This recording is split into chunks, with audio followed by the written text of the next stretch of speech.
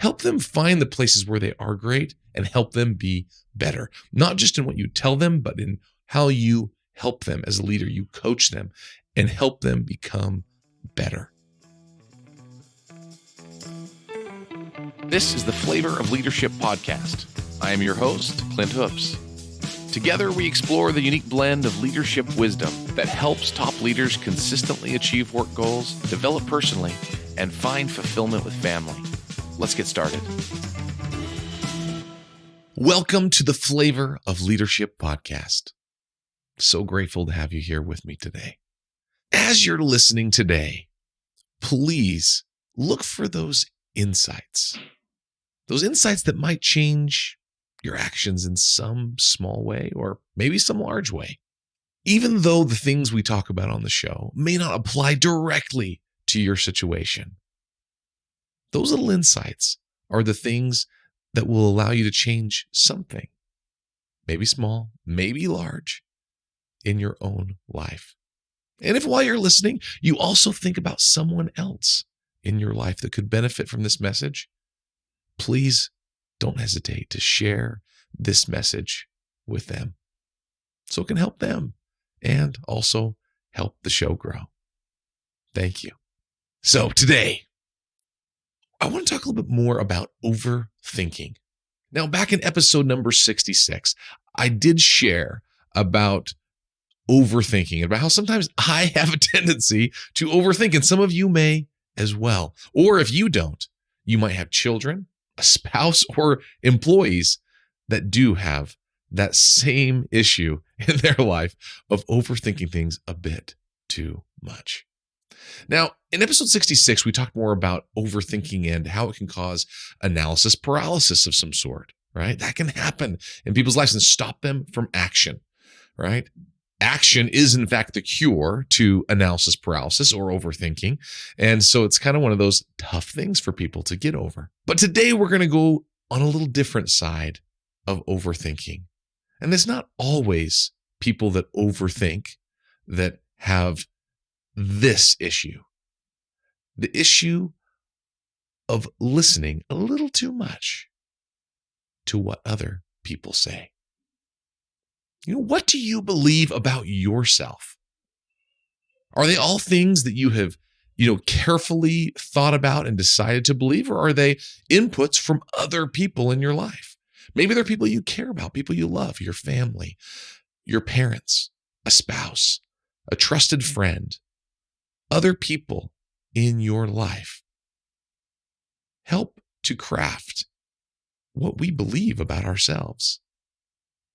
So the question is what other people say about us or think about us stronger than what we think about ourselves or what we say to ourselves?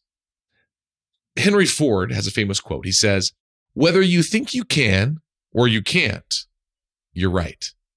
And that quote is one that I've heard over the years. And I believe there is so much truth to it. When we truly believe in ourselves and believe what we can do it. And we're right?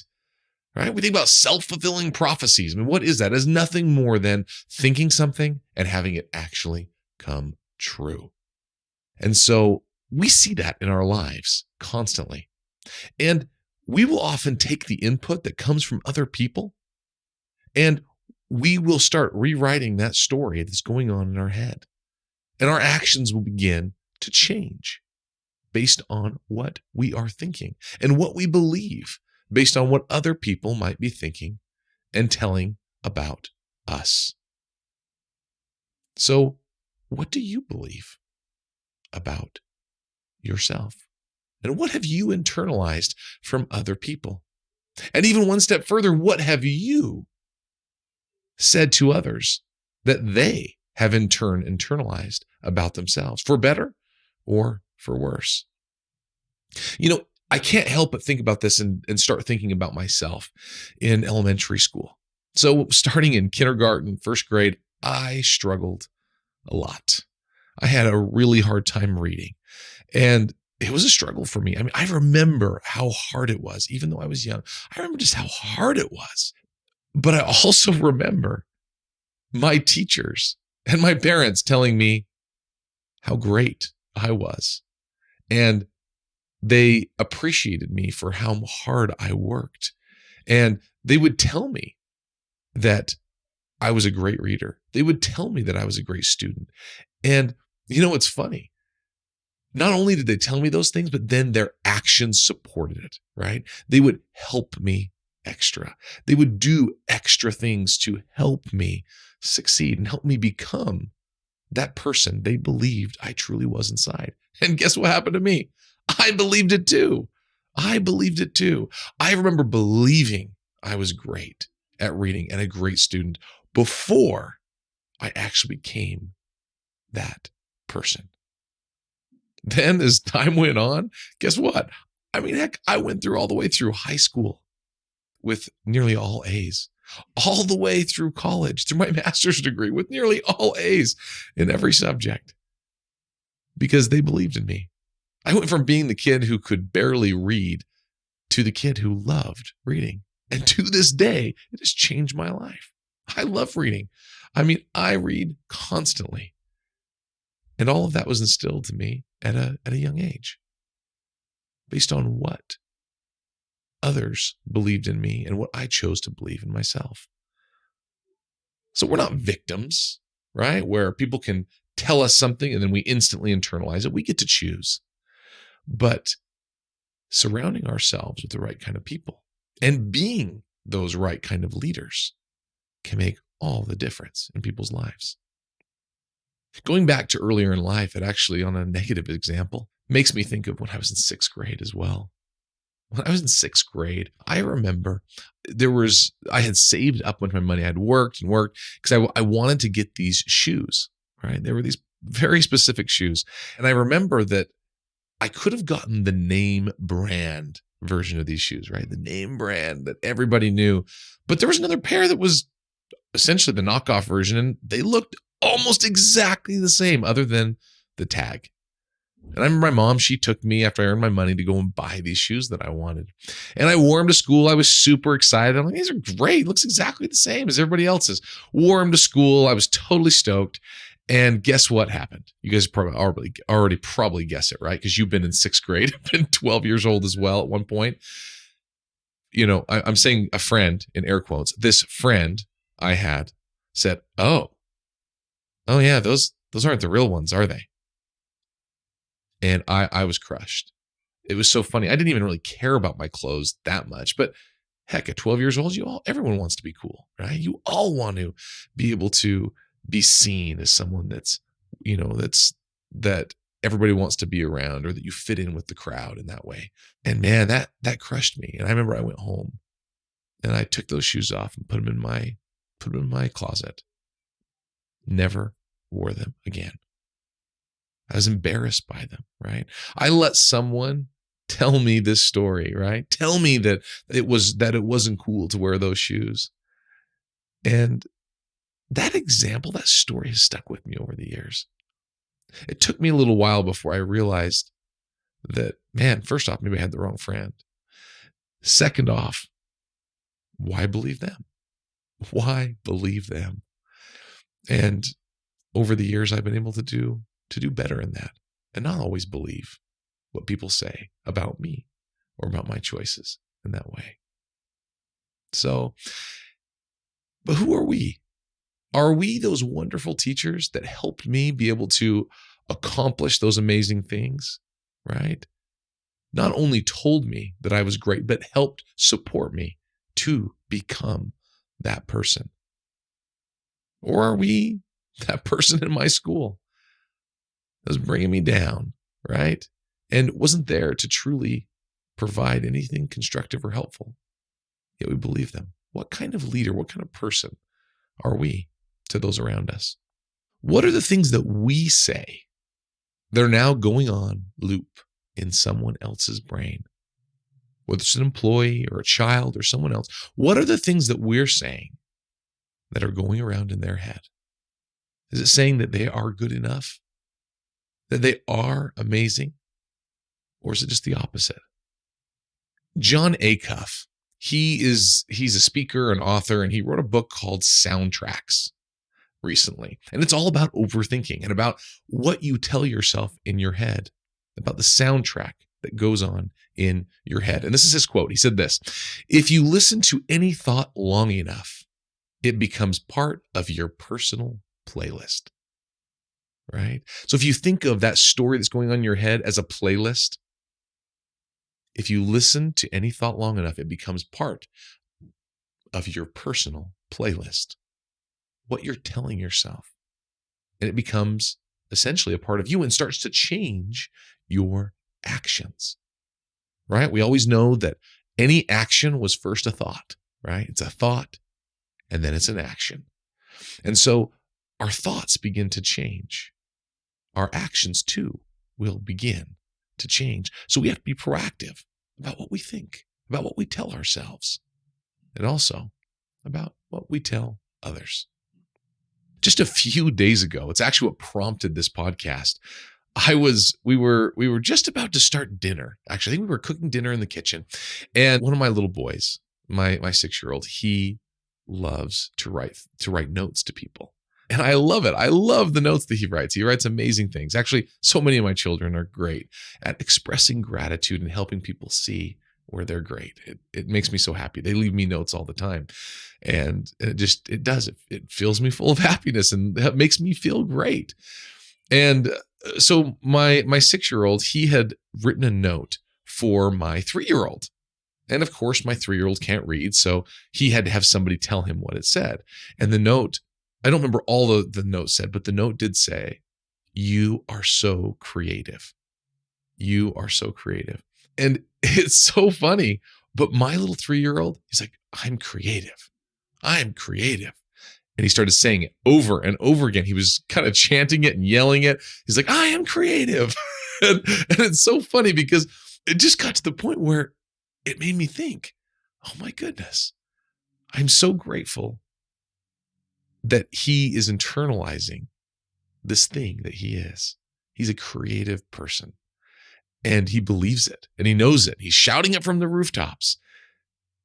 But then immediately my mind went to, what happens when somebody tells him something else about him that's not true? What will he believe? Will he choose to believe it? Or will he begin to say that he is that thing over and over in his head? And how can I help him as a father to believe the true things and disregard those things that are false or those things that won't serve him, those things that he does not want to become? So I've been thinking about it a lot, thinking about what stories are going through my kids' heads, what soundtracks are in their head right now because of me. Now, I sure hope that there are some great ones in there, that they know that they are enough. They know that they are loved by their parents. They know that they are great at so many things. But honestly, no parent is perfect. We are not perfect as parents. So I'm sure going through their head, there are some things that I have said or things that I have led them to believe in some way that aren't true or not what I intended.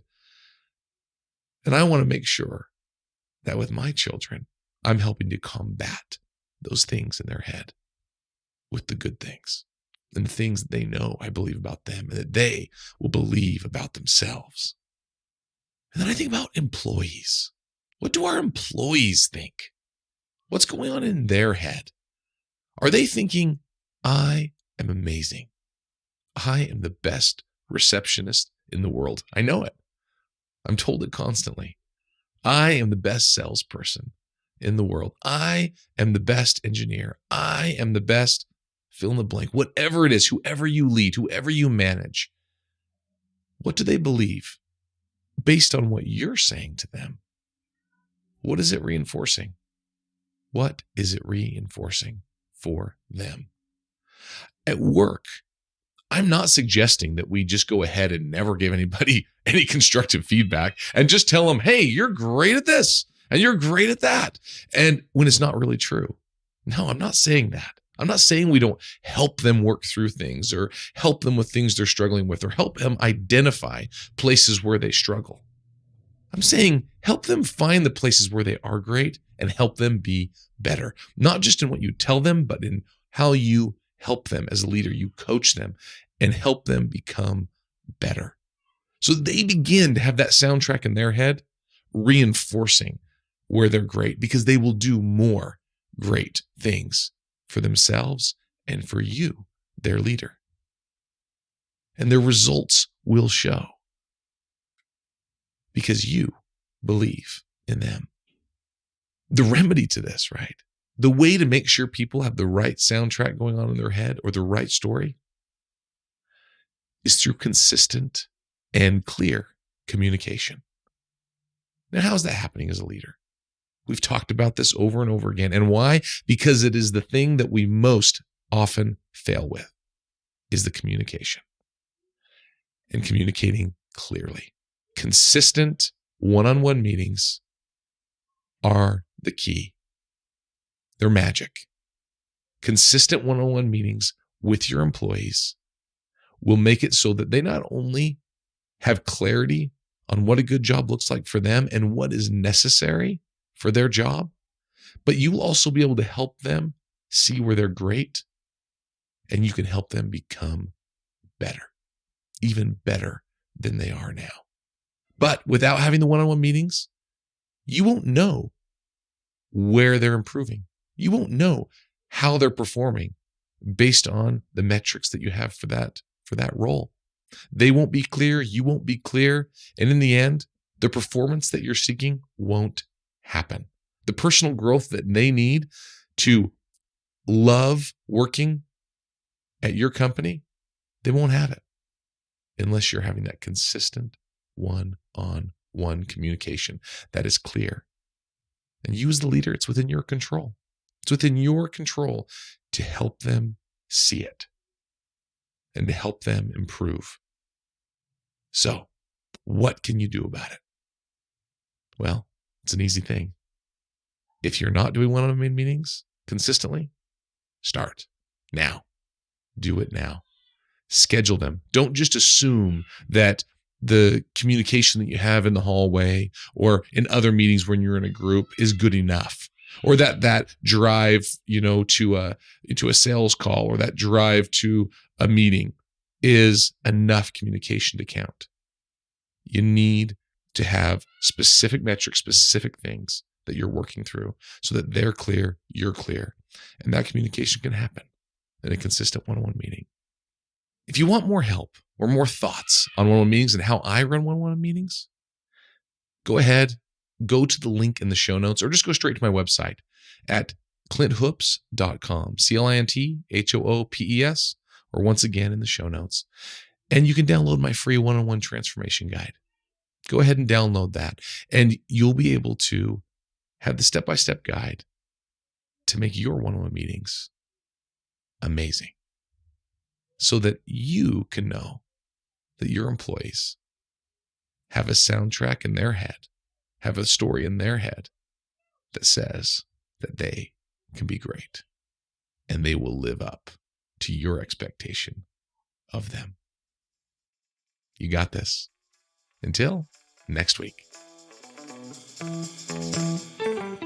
Thanks for joining me on this week's episode of the Flavor of Leadership podcast. If you enjoyed what you heard, please share it with a friend. And if you haven't already, subscribe, rate, and review the show on your favorite podcast player. If you have any questions, comments, or feedback for us, you can reach me directly at flavorofleadership.com. Thanks for listening.